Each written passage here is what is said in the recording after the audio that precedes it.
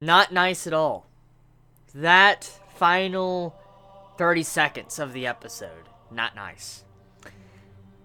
That conclusion of this episode was a big middle finger to anyone that was not wanting any more tragedy, or if you didn't want to see Megane as a zombie. Like, that right there, that one scene where you see the shadow of a figure just walking, and you see the cross, you see the outfit, just...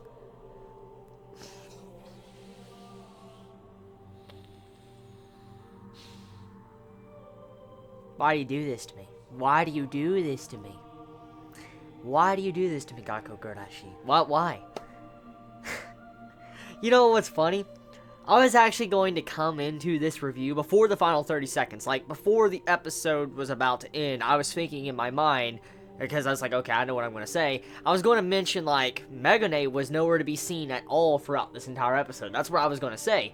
And I was going to say, like, that's really weird. I mean, we're not counting her bear. We're just saying we didn't even see Yuki actually even acknowledge that Megane was there at all. And so I was like, wow, that's really weird, because usually every episode has Megane, and then we get the final 30 seconds, and I'm like, oh, that's fucked up. That's fucked up. So I automatically assumed that the body of Megane was already destroyed. I thought that's what happened. I could have swore that was what happened, because, I mean, you see the grave site on top of the roof with a cross. I could have swore her body was in there, and it's not. Count me as surprised. I thought she was dead. Like, you know, her corpse is in the ground at the very least. Kind of find out? No. The big question that stands right now, here's something we got to wonder, okay? Yes, Megane is a zombie. She's still walking around. But why the fuck is she downstairs? See, according to the way it looked to me, like when, you know, Tarumaru was, you know, running around and he went downstairs, down the steps and stuff, it looked like he went to the room to where it was what they were talking about in this episode, how there was like a second basement or whatever, like there was a basement underground. That's kind of what it looked like to me. It looked like Megane was going down into the basement. So are you telling me that Megane, she knew kind of about it already, and she was going down there? Or maybe it's because she ran down there? Maybe she tried to... Who the fuck knows? Maybe she tried to cure herself. I'm just saying. I mean, I could... Let me have my hope, okay? I mean, I know this is a zombie series, and when it comes to zombie series, you need to accept when a character gets bit and turns into a zombie, they're fucking dead. They just... Yes, I know I need to accept that, but still... It makes me believe that maybe the reason why Megane might have ran downstairs could have been because of a potential cure.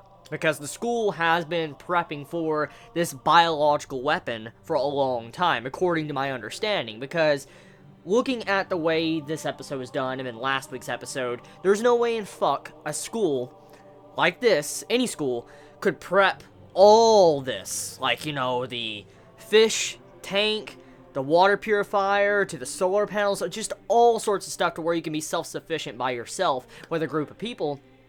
That's not something that can be done in a month's time for a school. No, not when it comes to budget and when it comes to schoolwork and, you know, so many different things. There's no way in hell a school can just build that type of shit in like a month or even a year.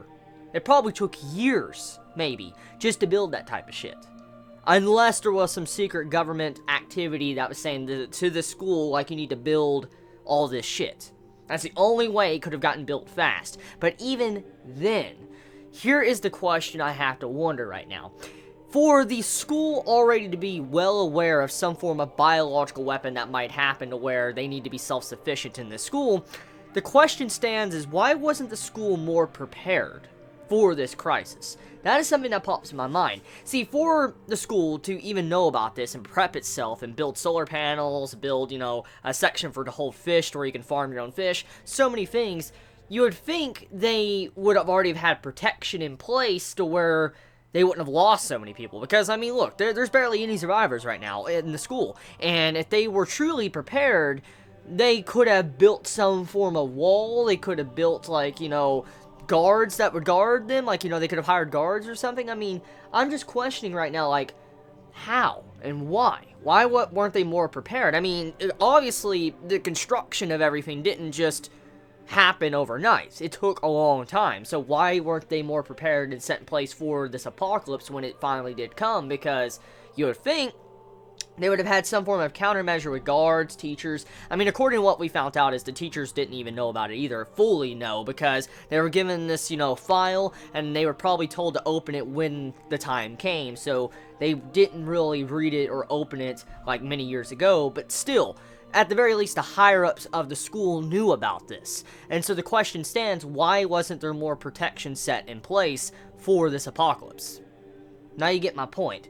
Besides that, though, I have many questions if Megane is going to have a possibility of being saved. I mean, like I said, I know it's a zombie series, and when a character turns into a zombie, they're pretty much fucked. I mean, I've seen many series, and that's kind of how it turns out.